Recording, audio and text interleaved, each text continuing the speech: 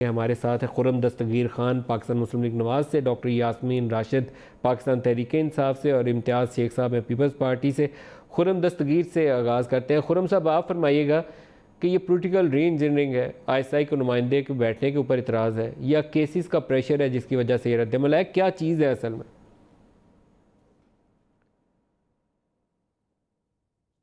जी गालिब इम्कान तो political engineering का ही है ना जी, कि जब पॉलिटिकल इंजीनियरिंग करनी हो तो जैश मोहम्मद और इस तरह की तंजीमों के ऊपर कार्रवाई का सिविलियन गवर्नमेंट जो है वो इजहार करे कि ये कार्रवाई होनी चाहिए। तो 2.5 साल पहले वो डॉन लीक्स बन जाता है, 2.5 साल के बाद वो नेशनल सिक्योरिटी कमेटी का एलामिया बन जाता है। एग्जैक्ट अल्फाज हैं, लफ्ज़ ब लफ्ज़ वही है। तो जब पॉलिटिकल इंजीनियरिंग करनी हो तो डॉन लीक्स है, और जब अब बैरूनी प्रेशर इतना बढ़ गया है FATF की वजह से और दूसरे मामलात की वजह से कि अब हमें जो है वही मामलात जो हैं वो नेशनल सिक्योरिटी कमेटी मिला के उन्हें जो है उस पर अमल दरामद करना पड़ रहा है। अमल दरामद की बात भी बड़ी दिलचस्प है कि जो प्रेस कॉन्फ्रेंस की थी वज़ीर मुमलिकत बराए दाखिला ने, जिनकी वीडियो आपने दिखाई भी है, लेकिन उसमें उन्होंने वाज़ेह तौर पर कहा कि हमारे पास कोई एविडेंस नहीं है और हमने MPO के तहत MPO 3 के तहत इन्हें फ़िलहाल गिरफ़्तार किया है 30 दिनों के लिए।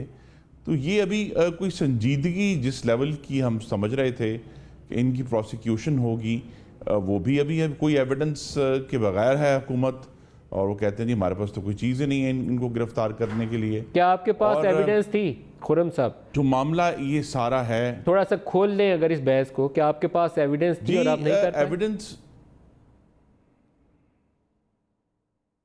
जी देखिए ना, ये मुस्लिम लीग नून पे वक्तन फ़क्तन जो हैं बहुत सारी पार्टियां ये कहती रहीं कि जी आपने नेशनल एक्शन प्लान पे वो अमल नहीं किया जो करना चाहिए था। ठीक है, काउंटर टेररिज्म डिपार्टमेंट बन गए, हेट स्पीच प्रोसिक्यूशन हो गई, एंटी स्टेट लिटरेचर बांटने वालों को पकड़ लिया, लेकिन हकीकत यही है कि जब मुस्लिम लीग नून ने प्राइम मिनिस्टर नवाज शरीफ ने संजीदगी से ये बात पुश की, तो वो उसको डॉन लीक्स बनाकर जो है आज तक किसी को ये समझ नहीं पाया कि वो था क्या, क्यों हुई डॉन लीक्स। सर, क्या आपके पास एविडेंस थी कि इन लोगों को सजा देकर जेल में डाला जा सके? क्या आपके पास एविडेंस थी?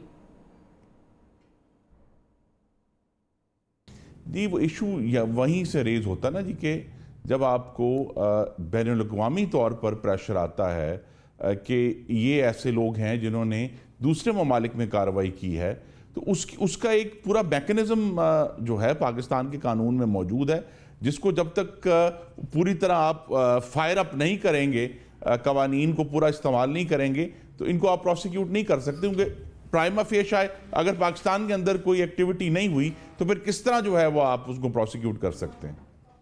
मैं अभी भी आपकी बात से ये समझ नहीं सका कि आपकी हुकूमत के पास ऐसे सबूत थे जिनकी बिना के ऊपर इनको सजा दी जा सकती थी या नहीं? सबूत थे या नहीं थे, हाँ या ना? जी थे, बिल्कुल थे सबूत।